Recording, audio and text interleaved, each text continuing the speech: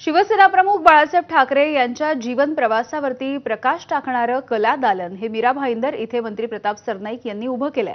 या कला दालनाचं उद्घाटन उपमुख्यमंत्री एकनाथ शिंदे यांच्या हस्ते उद्या होणार आहे आणि या कला दालनामध्ये खांडके चाळीपासून सुरू झालेला बाळासाहेब ठाकरे यांचा प्रवासही साकारण्यात आलाय। शिवाय शिवसेनेची पहिली शाखा, मार्मिकमधील छपाईचं मशीन, शिवतीर्थावरील माईक ह्या सगळ्या गोष्टी देखील दाखवण्यात आलेल्या आहेत आणि याशिवाय या कला दालनामध्ये सगळ्यांचं लक्ष वेधून घेतलंय ते म्हणजे मातोश्रीवरील बाळासाहेब ठाकरेंची ती खोली, ज्यामध्ये ते सर्व नेत्यांना भेटायचे। या कला दालनामधून आढावा घेतलाय आमचे प्रतिनिधी सूरज सावंत यांनी। हिंदुहृदय सम्राट बाळासाहेब ठाकरे यांच्या नावाने मीरा भाईंदर रोड या ठिकाणी कला दालन उभं करण्यात आलेलं आहे। नेमकं हे कला दालन कसं असणार आहे, याची भव्यता कशी आहे, आपण या ठिकाणी पाहणार आहोत। पण पाहिलं तर ज्यासाठी केला होता अट्टाहास संयुक्त महाराष्ट्रात मुंबई मिळावी, यावेळी जो हुतात्मा बळी गेलेले 105 हुतात्म्यांचं या ठिकाणी स्मारक उभं करण्यात आलेलं आहे।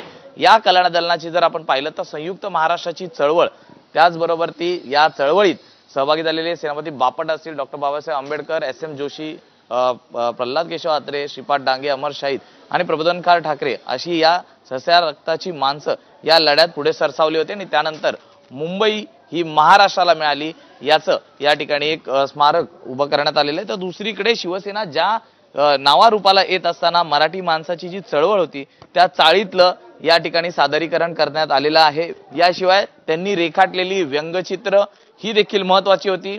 1966 ला ज्यावेळी शिवसेनेची स्थापना करण्यात आली आणि त्यावेळी शिवसेनेची पहिली शाखा ही उभी करण्यात आली होती आणि त्या शाखेचं या ठिकाणी सादरीकरण देखील करण्यात आलेलं आहे। दुसरीकडे शिवाजी पार्कच्या शिवतीर्थवर ज्या पद्धतीने बाळासाहेब ठाकरेंच्या सभा व्हायच्या, या सभा या देखील या ठिकाणी व्हिडिओच्या माध्यमातून आपल्याला पाहायला मिळता येणार आहेत। जो चकोर माईक हा त्यावेळीचा प्रसिद्ध होता, त्याचं देखील या ठिकाणी रूपांतर करण्यात आलेलं आहे।